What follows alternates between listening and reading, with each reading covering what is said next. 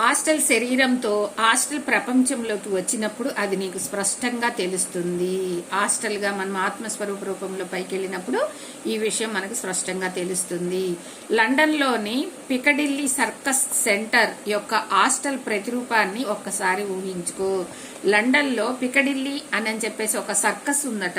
Circus అంటే దాంట్లో అన్నీ ఉంటాయి, జంతువులు అన్ని విన్యాసాలు చేస్తూ, మనుషులు కూడా దాంట్లో సర్కస్ అంటే విన్యాసాలు చేస్తూ ఓ పెద్ద సర్కస్ ఉందంట లండన్లో. దాని గురించి ఒకసారి ఊహించుకోమని చెప్తున్నాడు భారతీయ నేస్తం అతనికి.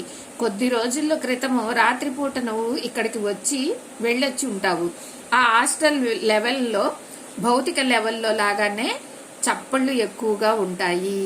నువ్వు ఈ లండన్లో ఆ సర్కస్కి ఒకసారి వెళ్ళొచ్చి ఉంటావు కదా. అక్కడ ఎలా అయితే సర్కస్ చేస్తారో అక్కడ ఆ డ్రమ్స్ కానీ ఆ చప్పుళ్ళు కానీ ఆ సౌండ్స్ కానీ నువ్వు వినుంటావు కదా. సేమ్ అలాంటివి ఇక్కడ కూడా ఉంటాయి అని చెప్తున్నారు. ఆ తరువాత అటువంటి ప్రపంచాన్ని మరొక దానిని ఊహించుకో. మరి అట్లాంటిది ఇంకొకటి కూడా ఊహించుకో.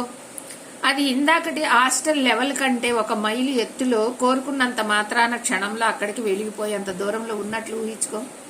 నువ్వు సర్కసే కాదు, ఒక సినిమా హాల్ ఊహించుకో, అది కూడా అక్కడ ఉంటుంది. అది భూలోకంలో ఎట్లా ఉందో ఆ పైలోకంలో కూడా అలానే ఉంటుందని చెప్తున్నారు. ఇది హాస్టల్ భూమికలో రెండవది. ఫస్ట్ తలాల్లో ఏముంటాయి, ఆత్మలన్నీ కూడా అక్కడ సమూహంగా కలిసి ఉండటం జరుగుతాయి. ఆ రెండో తలానికి వెళ్ళినప్పుడు ఏం జరుగుతుంది, అక్కడ ఈ దృశ్యాలు, మనము ఈ భూమి మీద ఎటువంటి వస్తువుల్ని దృశ్యాలను చూస్తామో అవన్నీ కూడా ఆ రెండో తలంలో ఉంటాయని చెప్తున్నారు.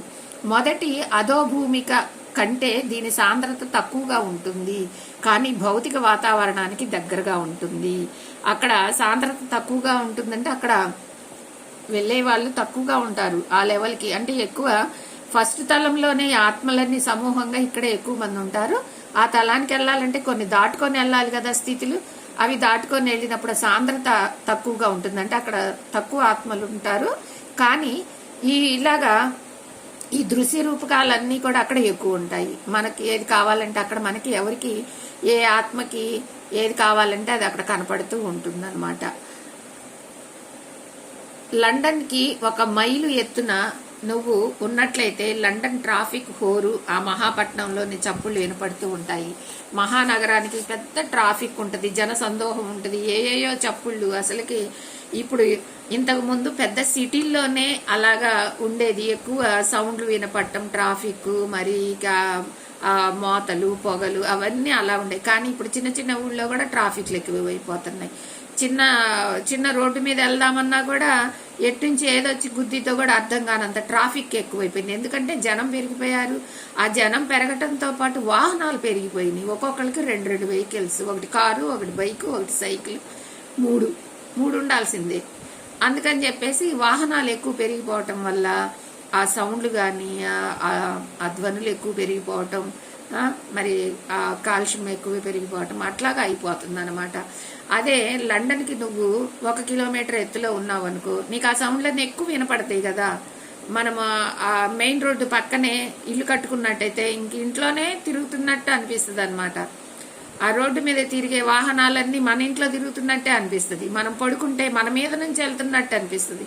ఇది నాకు బాగా అనుభవం కూడా అనమాట. మా ఇల్లు బైపాస్ రోడ్డు పక్కనే ఉండేది. అప్పుడు లారీలన్నీ కూడా రాత్రిపూట, పగలన్నీ బస్సులు, మామూలుగా ఆటోలు, రిక్షాలు అవి తిరిగితే రాత్రిపూట లారీలు మాత్రం ఆ బైపాస్ రోడ్లోకి వచ్చేవి. ఇక ఒకదానమ్మటొకటి ఆ లారీలన్నీ లోడ్ ఎత్తుకొని లారీలు హారన్ కొట్టుకుంటా వెళ్తా ఉండేవి అనమాట. ఆ రోడ్డు పక్కనే మా ఇల్లు.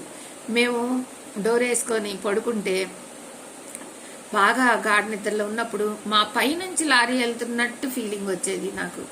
అంత సౌండ్ వచ్చేది అనమాట. అది టర్నింగ్లో తిరగంగానే, ఆ టర్నింగ్కి 4 అడుగులు వేయంగానే మా ఇల్లు అనమాట. వాడు ఆ టర్నింగ్ తిరిగేటప్పుడు హారన్ కొడతాడు. ఎందుకు, ఎదురుగా ఏమన్నా వస్తున్నాయేమోనని చెప్పి టర్నింగ్లో హారన్ కొడతాడు. అదే హారన్ కొట్టంగానే ఆ గుండె గుబేల్మంటుంది. ఎమ్మటే ఆ డ్రైవ్ చేసుకొని వెళ్ళిపోతుంటే ఆ లారీ మా మీద నుంచి వెళ్ళిపోతుండే. ఒక్కోసారి అనుకుంటాం మేము, లారీ ఇంట్లోకి వచ్చేసిందా, మా మీద నుంచి వెళ్ళిపోతుందా అని. అంత సౌండ్ వస్తుంది అనమాట. అట్లాగా భూమికి కొద్దిగా పై ఎత్తున ఉన్నట్టయితే అలాంటి సౌండ్లన్నీ మనకు హోరెత్తినట్టు వినపడతా ఉంటాయి. అయితే భూమి మీద నిలబడితే వినపడేదానికన్నా ఈ ఎత్తులో చాలా తక్కువ, కేవలం ఏదో రహస్యంగా వినపడతాయి. మనం అదే రోడ్డు మీద నిలబడినట్టయితే ఇంకా చెవులు కన్నబేర్లు పగిలిపోయేటట్టు వినపడతాయి. ఇంకొద్దిగా ఎత్తుకుపోయే కొద్ది మనకు కొద్దిగా సౌండ్ తగ్గుతూ ఉంటుంది అనమాట. ఆ చప్పుళ్ళు కూడా కొద్దిగా తక్కువ వినపడతాయి. రెండవ భూమిక కన్నా మరో మైలు ఎత్తులో మూడవ భూమికను ఊహించుకో. ఇక రెండవది అయిపోయింది. రెండవ దాంట్లో మనం ఊహించుకునే మనకు కావాల్సినవి అన్నీ కూడా అక్కడ కనపడుతుంటాయి. మన కింద భౌతిక ప్రపంచంలో ఏ అయితే మనము వాహనాలను కానీ, ఇళ్లను కానీ, దృశ్యాలను కానీ ఏ అయితే మనం ఇక్కడ వాడుకలో పెట్టుకుంటామో అవన్నీ కూడా రెండవ తలంలో కనపడతాయి. దానికన్నా ఒక తలం ఇంకొద్దికి పైకి వెళ్ళు, మూడవ తలంలోకి వెళ్ళు అని చెప్తున్నాడు. మూడవ తలంలోకి వెళ్ళినట్టు ఊహించుకోమని చెప్తున్నాడు. ఇంత ఎత్తుకు లండన్ చప్పుళ్ళు అస్సలు వినపడవు. ఇంకొద్దిగా అవతలకి వెళ్తే, ఇంకా మనం పైకి వెళ్తే మనకేమీ వినపడవు. అవునా? మన విమానంలో వెళ్ళేటప్పుడు కింద జరిగేవి ఏమైనా వినపడుతున్నాయా? మనకి అస్సలు వినపడవు. ఆ విమానం మోత తప్ప మనకేమి, ఆ విమానం కూడా ఆ లోపల ఉంటే మనకేమి వినపడదు. ఏదో ఒక పెట్టెలో కూర్చొని మనం వెళ్ళిపోతున్న ఫీలింగే కానీ ఆ మోతలు కూడా మనకేమి వినపడవు అనమాట. లండన్ ఏ విధంగా అక్కడ నిన్ను ఇబ్బంది పెట్టదు. నువ్వు ఆ పైలోకాలు మూడో తలంలో ఉన్నట్టయితే గనక నిన్ను లండను ఏ ఇబ్బంది పెట్టదు. అంటే ఇక నీకు అక్కడ సౌండ్లు ఏమి ఉండవు, సైలెంట్ అనమాట, అక్కడ నిశ్శబ్దంగా ఉంటుంది. మరి ఈరోజు స్వాధ్యాయం ఇది ఫ్రెండ్స్. ఇంకా ఈ తలాల గురించి, ఇంకా ఎన్ని తలాలు ఉన్నాయో అన్ని వాటి గురించి కూడా మనం విపులంగా రేపు స్వాధ్యాయంలో చెప్పుకుందాము. మరి ఈరోజు స్వాధ్యాయం ఇది. Thank you friends. Thank you.